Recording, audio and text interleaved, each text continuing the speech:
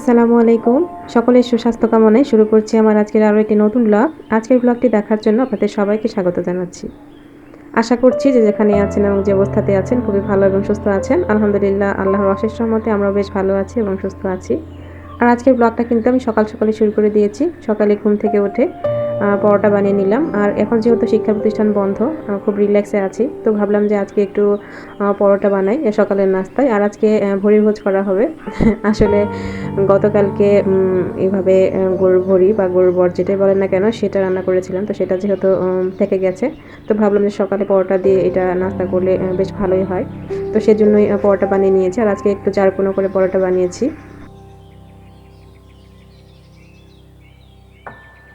আর আপনাদের সবাইকে অনুরোধ জানাচ্ছি ভিডিওটি না টেনে পুরোপুরিভাবে দেখার জন্য। আশা করছি প্রথম থেকে শেষ পর্যন্ত থাকলে ভিডিওটি আপনাদের কাছে একটু হলেও ভালো লাগবে।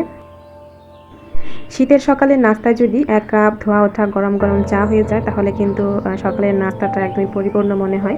আর এখন যেহেতু ফারিনের বাবা বাসায় আছে বেশ কিছুদিন থেকে, তো প্রতিদিনই দেখা যায় সকালের নাস্তায় চা অবশ্যই থাকতেই হবে, চা বানাতেই হয় প্রতিদিনই। তো এই তো এখন আমি ফারিনের বাবাকে নাস্তাটা দিয়ে রাখছি। তো আজকের ভিডিওটি যারা দেখছেন এখন পর্যন্ত, ভিডিওর কোনো অংশ যদি আপনাদের কাছে ভালো লেগে যায় তাহলে প্লিজ অবশ্যই একটি লাইক দিতে ভুলে যাবেন না। আপনাদের একটি লাইক কিন্তু আমার ভিডিওটিকে আরও অনেকের কাছে পৌঁছে দিতে সাহায্য করবে। দেখা যায় যে অনেকেই পুরো ভিডিওটি দেখা কমপ্লিট করার শেষেও হয়তোবা লাইক দিতে ভুলে যান, আবার এমন অনেকেই আছেন যে ভিডিওতে কমেন্ট করেন ঠিকই কিন্তু লাইক দিতে ভুলে যেয়ে থাকেন।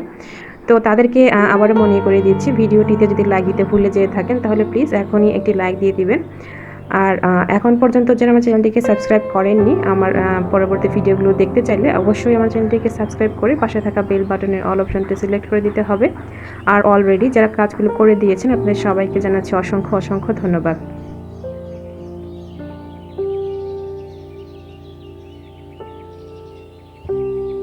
আর এই রুমের কার্টেনগুলো ধোয়ার পরে এগুলোকে রোদে শুকানো হয়েছে, কিন্তু এগুলো লাগানো হয়নি। তো ভাবলাম যে আজকে এগুলোকে লাগিয়ে ফেলি। আর যেহেতু এই রুমে খুব একটা আমাদের থাকা হয় না বা সময় খুব কম কাটানো হয়, তো সেজন্যই আসলে 2 দিন আগে দেখা গিয়েছে কার্টেনগুলো ওয়াশ করেছি, কিন্তু এর মধ্যে আর এটা লাগানো হয়নি যেহেতু খুব একটা প্রয়োজন হয়নি। তো ভাবলাম যে এখনই কার্টেনগুলোকে লাগিয়ে দেই। আর ড্রয়িং রুমটা মোটামুটি গোছানোই ছিল, তবে হালকা একটু ডাস্ট পড়েছিল এই সেন্টার টেবিলটার উপরে, তো সেগুলো হালকা করে একটু উপরে থেকে ঝেড়ে দিচ্ছি। যারা রেগুলার আমার ভিডিও দেখেন তাদের কাছে হয়তোবা আজকে আমার কণ্ঠটা একটু অন্যরকম লাগতে পারে। আর দেখা যায় যেহেতু শীতকাল, মাঝে মধ্যেই ঠান্ডা লেগে কণ্ঠটা একটু অন্যরকম মনে হতে পারে। আশা করছি ব্যাপারটা আপনারা ইগনোর করে যাবেন।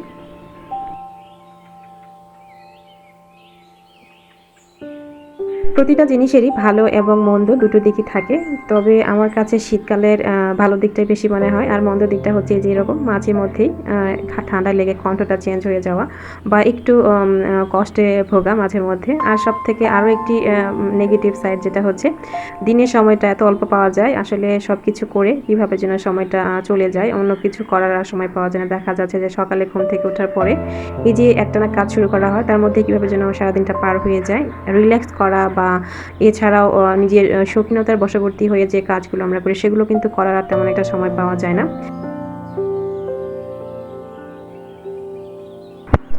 তবে এই অল্প সময়ের মধ্যেও যাতে আমি আমার বাসার সবগুলো কাজ একদমই পারফেক্টলি টাইমলি করতে পারি, সেজন্যই হচ্ছে আমি সবসময় যেটা করি, শীতের দিন বলে যে অলসতা করে অনেক বেলা করে ঘুম থেকে উঠবো সেটা কিন্তু আমি করি না।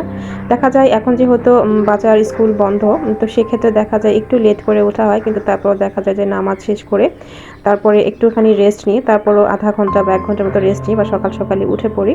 তারপরে দেখা যায় সকালের নাস্তা রেডি করা, তারপর বাসাটা গুছানো পরিষ্কার করা সব কিছু করে রাখি।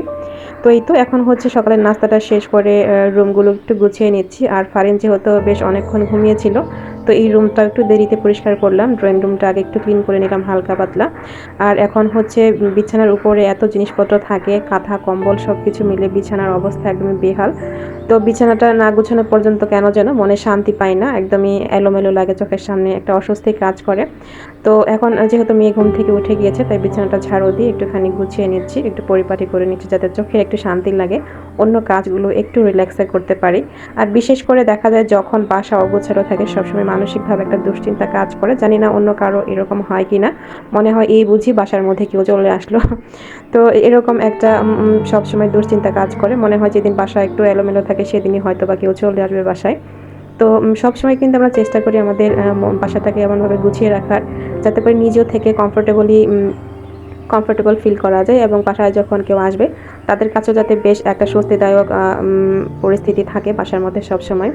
তো এই তো বিছানাটা এখন গুছিয়ে নিচ্ছি, এরপরেই হচ্ছে রুমটা একদমই ক্লিন করে নিব, এবং বাকি যে রুমের অংশগুলো আছে একটু গুছানোর প্রয়োজন সেগুলো একটু গুছিয়ে নিব। আর সকাল সকাল যদি কাজ শুরু করা যায় তাহলে দেখা যায় যে নির্দিষ্ট টাইমের মধ্যে কিন্তু কাজগুলো শেষ হয়ে যায়।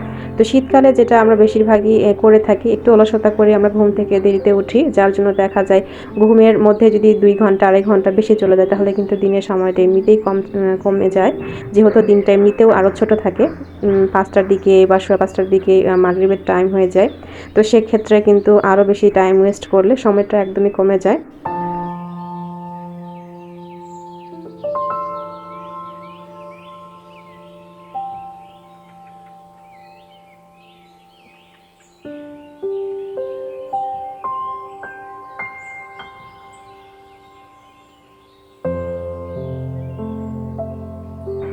আজকে থেকে বেশ কয়েক মাস আগে যখন কুমিল্লাতে গিয়েছিলাম ভাইয়ের বাসায়, তখন ভাবি আমাকে এগুলো একটা গাছ দিয়েছিল।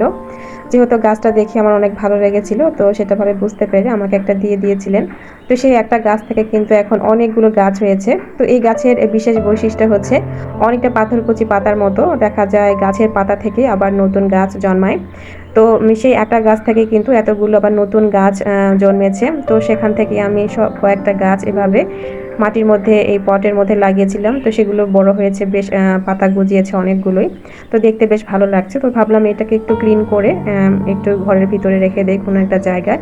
এতদিন এটা ব্যালকনিতে ছিল, তাই একটু ক্লিন করে রাখলাম উপরে ধুলোগুলো ধুয়ে।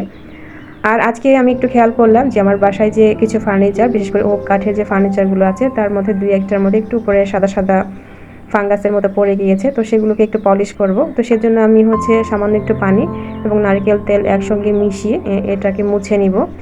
আর এই ফার্নিচারগুলো যেমন এরকম ফাঙ্গাসের মতো পড়ে যায় বেশ কিছুদিন হয়ে গেলে, তো আবার দেখা যায় এভাবে যদি একটুখানি মুছে নেওয়া যায় উপর থেকে একদম নতুনের মতো চকচকে হয়ে যায়, তখন দেখতে খুব নতুনের মতো লাগে, সেই সাদা সাদা ভাবটা আর থাকে না। তো ভাবলাম যে আজকে যেহেতু একটু ফ্রি আছি তাই এই কাজগুলো একটু করে নেই। আর অফ ক্যামেরাতেই কিন্তু আমি আমার বাসার যে আরেকটা রুম আছে সেটা গুছিয়ে নিয়েছি, এবং এরপরে হচ্ছে আমি রুমটা একটু মপ করে তারপরে চলে যাব হচ্ছে কিচেনে দুপুরের রান্নার আয়োজন করতে। তো শীতের সময়টাতে আমি যেটা করি সব সময়, প্রথমেই হচ্ছে বাসাটা একটু হালকা গুছিয়ে তারপরে বাসাটা ক্লিন করে তারপরে আমি রান্নার জন্য প্রিপারেশন নিয়ে নিই। প্রিপারেশন বলতে যেটা হয়, সবজিগুলোকে কেটে রাখি বা মাছ মাংস যেটাই রান্না করব না কেন সেটাকে আমি একটু আগে থেকেই ভিজিয়ে রাখি। এরপরে দুপুরে ফ্রেশ হয়ে আমি রান্নাটা করা শুরু করে দিই, কারণ আমার কাছে মনে হয় শীতের সময়টাতে যদি রোদ থাকতেই বাসায় যদি বাচ্চা কাচ্চা থাকে তাদেরকে যদি গোসল করে নেওয়া যায় তাহলে কিন্তু ভালো, এতে ঠান্ডা লাগার যে ঝুঁকিটা থাকে সেটা কমে যায়। কারণ এমনিতে 12টার মধ্যে যদি ফ্রেশ হয়ে বা বাচ্চাদেরকে গোসলটা করিয়ে নিয়ে রান্না করতে যাই, তাও দেখা যায় আমরা 1টা বা 1:30টার মধ্যে রান্নাটা শেষ করে ফেলতে পারি, কারণ যেহেতু আগে থেকেই সব কিছু রেডি করে রাখি আমি এভাবেই ম্যাক্সিমাম টাইম শীতের সময়টাতে বাসার রান্না বান্না থেকে সমস্ত কাজগুলো এভাবেই করে থাকি। আর এভাবে করলে যেটা হয় যে দুপুরের মধ্যে সবগুলো কাজ শেষও হয়ে যায়, এরপরে দেখা যায় বিকেলের টাইমটাতে হালকা একটু চাইলে রেস্ট নিয়ে নেওয়া যায় আধা ঘন্টা বা 1 ঘন্টার মতো। আর যেহেতু শু রেকের উপরের অংশটা একটু পলিশ করেছি, তো তাই ভাবলাম যে এগুলোর উপরে যে জিনিস সেগুলো একটু ভালো করে মুছে তারপরে এটাকে গুছিয়ে রাখি। আর এটার উপরে যে রানারটা বেছানো আছে সেটাও ধুয়ে দিয়েছিলাম, তো সেজন্য আজকে আবার একটু নতুন করে জায়গাটা গুছিয়ে নিলাম। আর এর মধ্যে কিন্তু দেখতে পাচ্ছি অনেকেই ছুটি কাটাতে শীতের ছুটিতে গ্রামের বাড়িতে গিয়েছেন ঘুরতে। তবে আমারও ইচ্ছে ছিল কিছুদিন আগে যে শীতের ছুটিতে হয়তো বা গ্রামের বাড়িতে যাব, কিন্তু যেহেতু কয়েকদিন আগে বা কিছুদিন আগেই কিন্তু আমরা গ্রামের বাড়িতে গিয়েছিলাম এবং বেশ কিছুদিন থেকে আসা হয়েছে, তাই এই মুহূর্তে আর যাওয়া হচ্ছে না। আর বিশেষ করে আরেকটা ব্যাপার যেটা ছিল, এবার হচ্ছে ফাইনালি স্কুলটা একটু চেঞ্জ করা হয়েছে। তো যার জন্য ভর্তিটা মাঝে পড়ে গিয়েছিল। তো এই সব কিছু মিলিয়ে এবার আর যাওয়ার প্ল্যানটা ক্যান্সেল করতে হয়েছে। ইনশাল্লাহ হয়তো বা আবার রোজার ছুটিতে যাওয়া হবে। আর এই তো এখানে হচ্ছে ওয়াল শোকেস তো একটু পলিশ করে নিলাম।